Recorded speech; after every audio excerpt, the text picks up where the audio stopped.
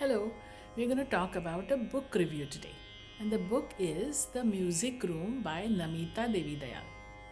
This wonderful memoir captures the life and legacy of Vidushi Dhondutai Kulkarni. She was an exceptional vocalist from the Jaipur Gharana.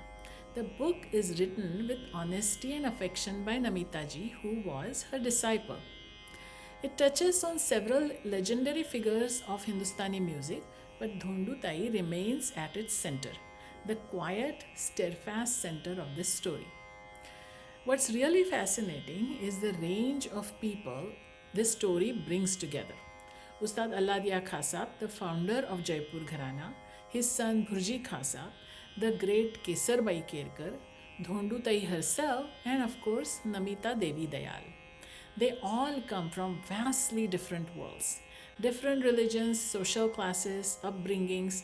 Yet, what united them was their shared devotion to music.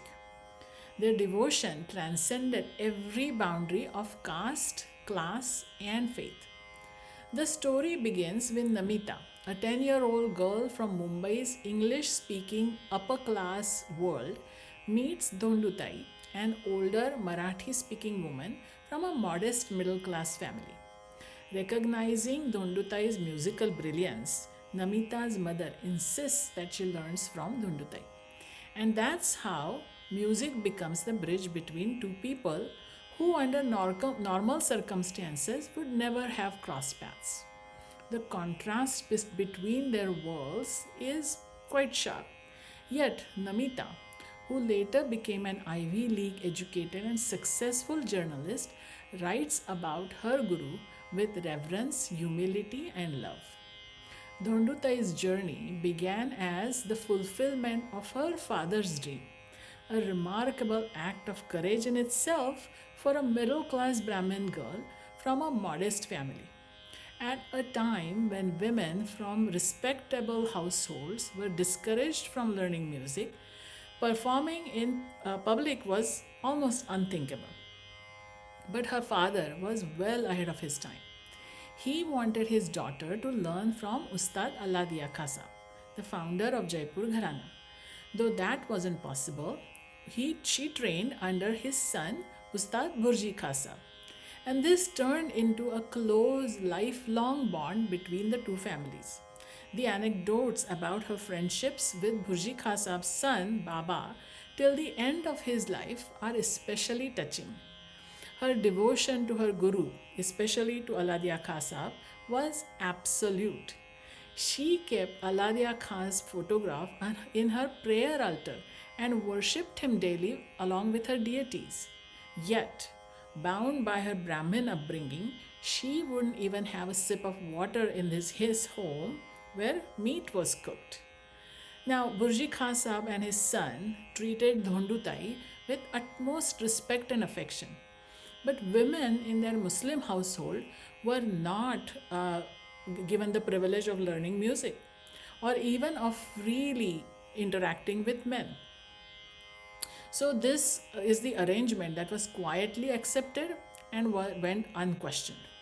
So, this is a very striking contradiction between faith and deep conditioning, and they exist side by side. Later, Kesarbai Kerkar, another towering figure of Jaipur Gharana, helped Dhondutai refine and elevate her craft. Kesarbai came from a courtesan's lineage and through her sheer brilliance and perseverance became Jaipur Gharana's greatest exponent. These two women could not have been more different. In their temperament, their worldview, their lifestyle, nothing was similar. Yet music bound them together in a way nothing else could have. What makes Namita ji's book so powerful is how it gently challenges the way we think about Indian classical music. We like to describe it as a path to the divine. She reminds us that it is also deeply human, shaped by ambition, pain, pride, and a longing for recognition. She shows us that Kesarbai, the music was also fueled by vengeance and fierce determination, a way to rise above a society that had once looked down upon her. And then there is Dondutai, whose quiet, restrained, and humble life remind us that true talent does not always get recognition that it deserves. This book is written with the flow of a novel and with the insight of a journalist. Music Room brings alive the complex, beautiful, and deeply personal world of Hindustani musicians.